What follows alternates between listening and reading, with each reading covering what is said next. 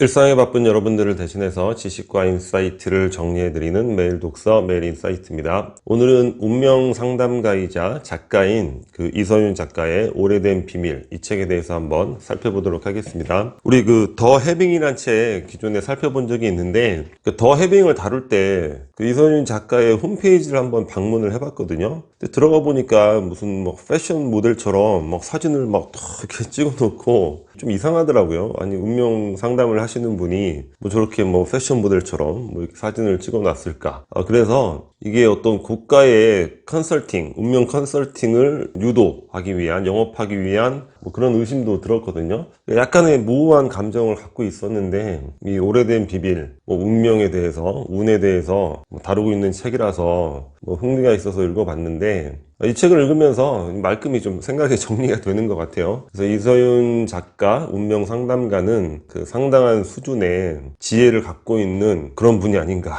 이런 생각이 들었습니다. 책 자체는 저에게는 너무너무 좋은 책인 것 같아요. 일단 마음 공부를 하고 마음을 다스리는데 이 책에 운명의 쪽집게적인 예언 이런 내용은 없단 말이죠. 그래서 굉장히 잔잔한데 그 가운데 뭔가 심벌즈 울리듯이 쾅쾅 터지는 강렬한 인사이트, 그런 것들을 얻어볼 수 있었던 것 같습니다. 그리고 운명이라든가 운에 대해서 다시 한번 정리해보는 그런 계기가 된 것 같고, 앞으로 살아가면서 또 마음이 힘들 때, 이럴 때 계속 한번 찾게 될 그런 책이 되지 않을까, 그런 생각이 들었어요. 저의 개인적인 호불호인데 여러분들도 한 번 정도는 참고해 볼 만한 그런 책이 되지 않을까, 이런 생각을 해봅니다. 몇 가지 인사이트 중심으로 살펴보도록 하겠습니다.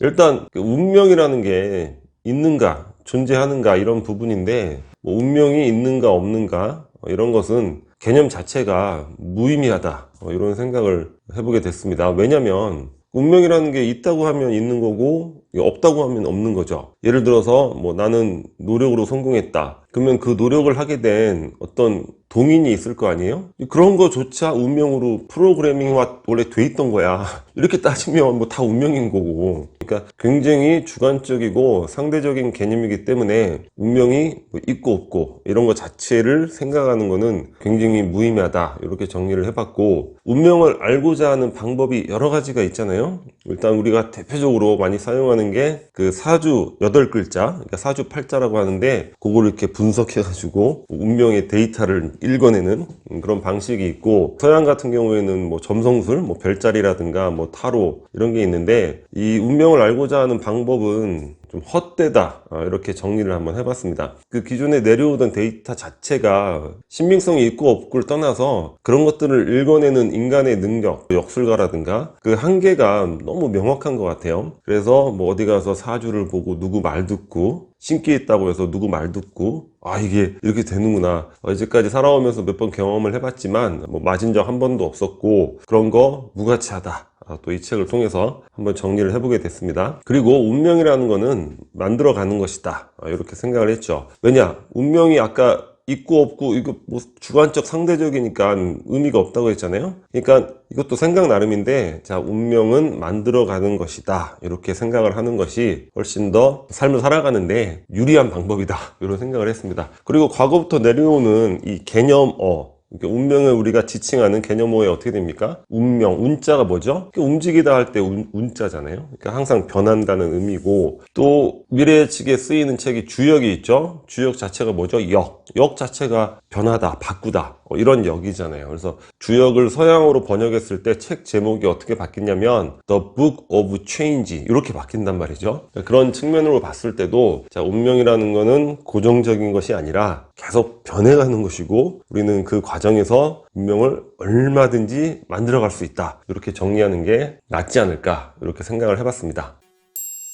자, 그러면 운명을 좋은 운을 어떻게 만들어 갈 것인가, 이 방법인데, 일단 결론을 말씀드리면 우리의 무의식이 좋은 운을 만들 수 있도록 하라는 거예요. 이 책이 마음 공부하는데 너무 좋은 책이라고 했잖아요. 내 마음을 다스리고 마음 공부를 하는 자체가 뭐냐면 나의 무의식이 평안한 상태에서 좋은 운을 불러올 수 있게 만드는, 결국 그런 걸 의미한다는 거죠. 우리 정리한 후 뇌부터 시작해서 이 뇌과학 얘기 정말 많이 했어요. 그리고 무의식 얘기도 정말 많이 했고, 그리고 무의식이 우리 삶에 얼마나 결정적 역할을 하는가. 사실 모든 책들이 구체적인 이러한 언어를 쓰진 않지만 이러한 내용을 다루고 있는 것 같아요. 자, 하버드 상위 1%의 비밀, 그 책도 제가 많이 말씀을 드리는데 뭡니까? 부정적인 시그널을 차단하라. 예를 들어서 너는 정말 뛰어나구나, 이런 것들을 자 무의식적으로 연구를 하는 거죠. 주입을 했을 때, 그런 시그널을 줬을 때 그 사람이 진짜로 굉장히 성공을 하고 성장을 하죠. 하지만 너는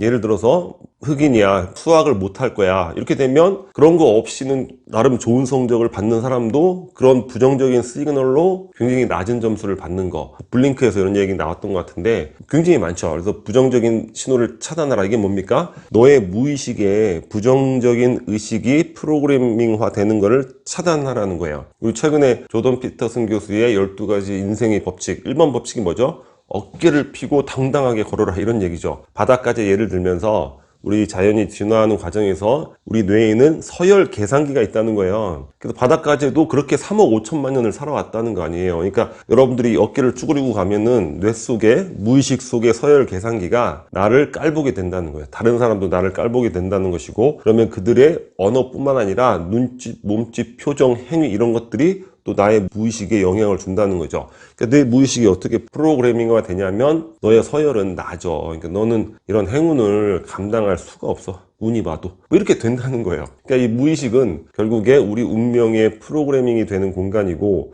뭔가 이 어떤 우주와 소통하는 그런 에너지, 이런 것들이 교류하는 그런 공간이 아닌가, 이런 생각이 어느 정도 이렇게 좀 정리가 되는 느낌을 가졌습니다. 굉장히 유명한 정신분석학자죠. 칼 융. 지금 말씀드린 바로 그 얘기를 하는 거죠. 인간의 세계는 무의식의 자기 실현의 역사다. 무의식에 있는 모든 것은 삶의 사건이 되고 밖의 현상으로 나타난다는 거야. 무의식에 프로그래밍 된 것들이 삶의 모습으로 나타난다는 거죠. 운을 만드는 거는 내 무의식에 좋은 내용들이 프로그램 되도록 하는 것에 있다. 이렇게 한번 생각해 볼 수 있을 것 같습니다. 너는 행운을 얻을 자격이 있다. 이것도 굉장히 중요한 개념인 것 같습니다. 운은 내 스스로가, 내 무의식 스스로가 행운을 얻을 자격이 있다고 생각하는 그 사람한테 간다는 거예요. 제가 이 내용을 보면서 가만히 생각을 해봤는데, 주변에 지위라든가 재산이라든가 일반적으로 봤을 때 행운이 있다고 여겨지는 그런 사람들, 그대로 맞게 적용이 되는 것 같습니다. 다 보면 스스로 자격이 있다고 생각을 해요. 그리고 운에는 선악이 없다고 그랬어요. 우리는 뭐 착하게 살면 좋은 운을 받고 나쁘게 살면은 뭐 이런 거 없다는 거예요. 운이라는 것, 선악 자체를 판단할 수 없다는 거죠. 그러니까 행운을 얻을 자격이 있다고 여겨야 된다는 거예요. 그런 당당함, 자신감, 그런 곳에 운은 흘러간다는 겁니다. 그러니까 여기서 중요한 건 뭐냐면 우리가 자기 비하를 해서는 안 되는 거예요. 그러니까 과거의 어떤 사건, 이런 것들에 대해서도 후회를 하면 안 되는 거죠. 계속 뭐예요? 부정적인 프로그램을 만드는 거죠. 그러니까 후회가 아니라 반성을 하는 거죠. 아, 이렇게 해서 나는 더 나아질 수 있어. 좋은 프로그램을 입력을 하는 거고, 자기 비하가 아니라 자기 성찰을 해야 되는 거예요. 아, 과거에 내가 이런 실수가 있었구나. 나에게는 이런 단점이 있네. 고칠 수 있어. 난 더 나은 사람이 될 수 있어. 나는 좋은 행운을 얻을 자격이 있어. 이런 게 굉장히 중요하다. 이런 생각을 이 책을 통해서 얻게 됐습니다. 절대적으로 피해야 될 거, 자, 자기 비하라는 거예요. 자격이 있다. 이렇게 생각을 하셔야 됩니다. 행운은 귀인으로부터 온다. 그러니까 운이 좋아지는 시점에는 항상 새로운 사람을 만나거나 기존에 알던 사람도 뭔가 새로운 관점으로 만난다는 거죠. 그러니까 세상살이 모든 것들이 이제 사람과의 다 인연 아니에요, 그죠? 그래서 일반적인 내용인데, 여튼 중요한 건 우리가 이제 사람 보는 눈을 키우고, 그리고 베풀 것을 항상 준비해라는 거예요. 뭐 내가 주고 받아야지 이런 게 아니라 내가 베풀 수 있는 거. 그러니까 내 한계에 맞는 것을 베풀어야죠. 내 한계를 벗어나는 걸 베풀어가지고 괜히 나중에 또 원망하고 이럴 게 아니라 그 안에서 베풀고 받을 것 이런 거 따지지 말고 베풀어라. 그리고 중요한 게 악연은 가차없이 끊어라. 또는 최소한 피하라. 이것도 일반적인 내용이죠. 근데 우리가 조금 전에 말씀드렸던 그런 부분과 연관해서 생각해 볼 필요가 있을 것 같아서 소개를 해드리는데, 뭡니까? 악연이라는 게 나에게 계속 부정적 시그널을 주는 사람이 악연이죠. 야, 넌 안 돼. 너 같은 놈이 뭘 하겠어. 이게 뭡니까? 절대적으로 피해야 될 거잖아요. 그죠? 지금 자기 비하도 해서 안 되는데 남으로 인해서 내가 자기 비하를 했다가 내 무의식에 어떤 프로그램이 만들어지면 이건 내 인생 운명이 바뀌는 건데, 그렇게 부정적인 시그널을 주는 사람은 가차없이 피해야 됩니다. 그러니까 가차없이 끊기 어렵다면 최소한 피해라는 거예요. 부정적 시그널을 차단하라. 이 개념과 일맥상통하는 그런 개념이 되는 것 같습니다.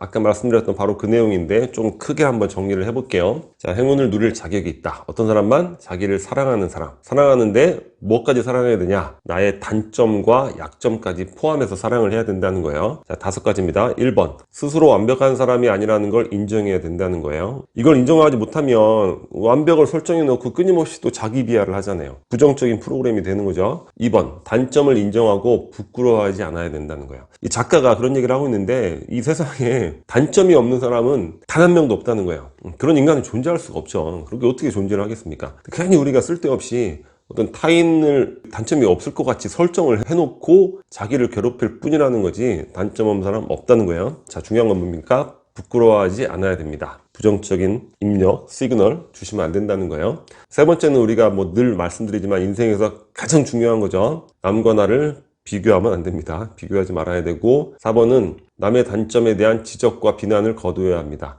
이거를 못하는 분들이 굉장히 많죠. 인간관계에 이것만 하시면 아마 아무런 문제가 없을 수도 있지 않을까, 이런 생각이 듭니다. 우리 끊임없이 타인에 대해서 지적하고 비난하고 이런 거 하시면 안 됩니다. 그리고 뒷담화도 하시면 안 되는 거예요. 그런 게 부정적인 운을 만드는 그런 흐름을 조성한다고 이 책에서 이야기를 하고 있거든요. 5번째, 부족함에도 불구하고 인간은 다 부족한 거니까 나는 행운이 따를 자격이 있다고 믿어야 합니다.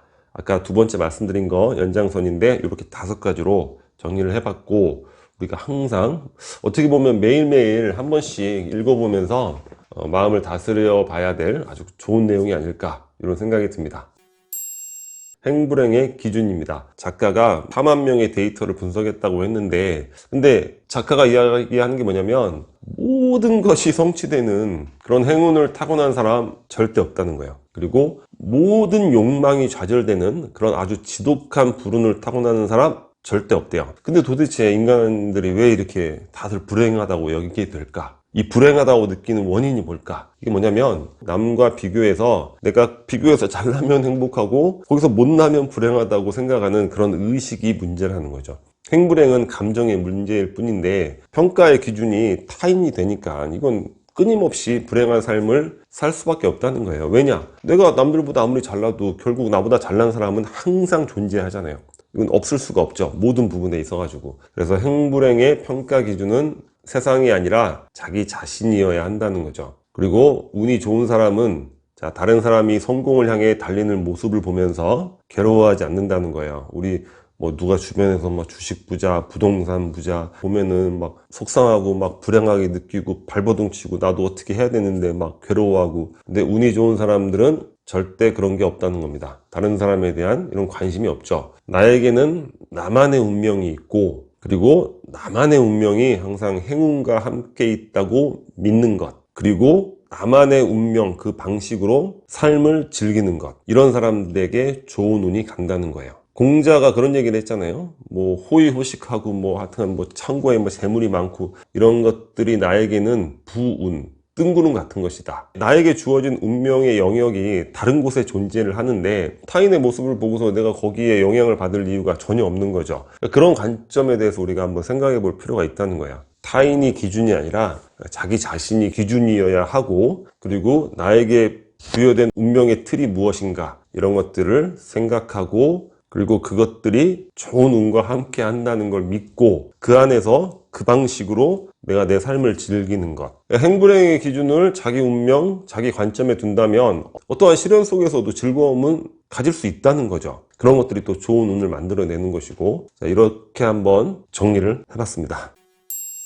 이외에도 굉장히 다양한 부분에 대해서 다양한 이야기들이 나오고 있고, 그렇게 큰 기대는 하지 마세요. 뭐 어떻게 보면 되게 잔잔한 이야기가 반복되는 경우도 있을 수 있는데, 그래도 그 중에서 뭔가 내 삶에 적용할 부분이 어떤 것이 있을까, 그런 관점에서 읽다 보면 이 마음을 다스리고 마음 공부를 하는데 도움될 내용들을 추출해낼 수 있는 그런 책은 충분히 될 것 같아요. 그리고 그렇게 마음을 다스리고 마음 공부를 하고, 그게 뭡니까? 무의식의 평화와 자신감, 이런 것들을 프로그래밍 하는 거죠. 그러면 얼마든지 좋은 운을 만들어낼 수 있다. 이렇게 오늘 정리를 해보도록 하겠습니다.